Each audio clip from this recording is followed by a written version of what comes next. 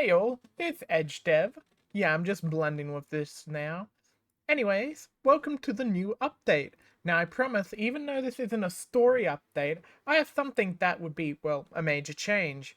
It sounds like it will be complicated to say, so I'll bring that up later. It's really only mostly that specific change anyways. Now, before I go too deep into things, I did in fact create the mage girl named Joan, and I'm quite happy with how she looks. And yeah, pretty interesting. Tell me what you think of her. Now that I've done that, let's move on. As you remember in update number 3, I mentioned that I'd do 3D characters for all side view battles and images and stuff, basically making two different art styles in one. All characters were designed to look similar to their 2D universe counterparts in some way, shape, or form. I finally did eventually realize that for some characters, I did bite off more than I could chew. These go to the characters holding two-handed weapons. This includes the majority of the bonus characters, unfortunately, and since I'm going by a lore thing saying that they are from a different universe and that Boo Buddy would still be in the 2D pixel art style anyways, I decided that all bonus characters except for Pomni and a couple of Act 3 bonus characters are just gonna stay in the two-dimensional form, pixel form. But you mentioned this in your most recent update video. Yeah, I did. So let's move on to the newer stuff then. Let's talk skeletons. We all use them to move. Simple. Same goes with the 3D models. As Edge is the finalized 3D model thus far, he has the skeleton, and you've seen it. It's basically a simple skeleton. As we all know, the Pomni 3D character I used by Ultimate Nick used a very different type of rig, one that I never saw before. I figured out it was Auto Rig Pro, so I did what any sane person would do. I fucking bought it. Yeah. I fucking bought it!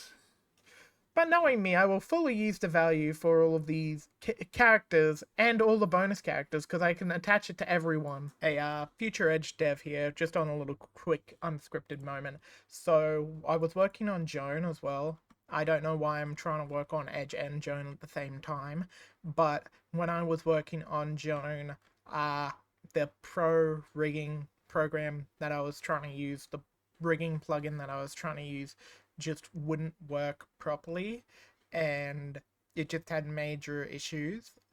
But I I have to use the skeleton on certain characters depending on what they wear because Joan wears gloves. Don't question why she wears gloves. As you can see from this image here, she is wearing gloves. And yeah, the stuff is from Miitopia. I've decided that I'm not going to main Nintendo products too much because if I main Nintendo a bit too much, I might get a lawsuit on my ass. So I just am going to use that stuff because I think that stuff looks kind of cool. Anyways, now with that out the way, back to your regularly programmed Edge. What? Now, I could sit down and mention all the pain, the suffering, the 4 solid days of wanting to ram my head through a goddamn wall due to the fingernails morphing terribly when trying to make them attached to my Edge skeleton. But I solved it. There's still definitely bugs, like Edge's leg kind of morphing out of the pants that he's in. Since now that Auto Rig Pro is now working, I can at least start work on the Edge character until I ran into something. My method of doing these characters caused a shit ton of retries and a lot of resizes, but I've found a size that isn't massive and still retains detail of like a weapon, for example. Edge is holding a gun here. In the future, that'll be Caleb. And in the smaller side view format, you can tell that it's a fucking gun. I don't know how a dagger will go, or how anything smaller will go, but if a gun still has details, I have a bit of confidence smaller items might be able to show up. And if not, I can figure out how scaling would work in that regard. There's only one news thing that I still think works okay, but remember how Pomni looked big in the side view if you saw the stream? Yeah, well, let's just say the characters are, taller than I expected. Since it's not the stupid ass chibi art style, though, it does make some form of sense. I think that with how the shadow looks, I think it looks fine. Just let me know what you think about that, because I can't exactly change this while maintaining the detail, and plus I feel it looks decent, even in a group of people, which was another thing I worried about. And honestly, that's basically it. I just wanted to give an update about the 3D, considering I didn't really mention how it was cruising. But honest to God, the next update on Project Z Redux will be a story-based one.